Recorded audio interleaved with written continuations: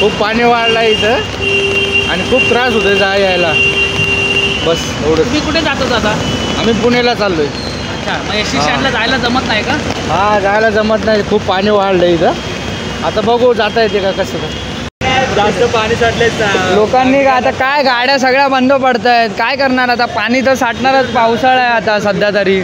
आणि पावसाळा असल्यामुळे पाणी खूप प्रमाणात साठलं. आता जरी कमी झालं आहे, पहिले तर खूप पाणी साठलेलं इथं. माझी गाडी अक्षरशः बंद पडली तिकडं. पण ठाण्यावाल्यांनी काहीतरी करायला पाहिजे आता या ह्याच्यासाठी.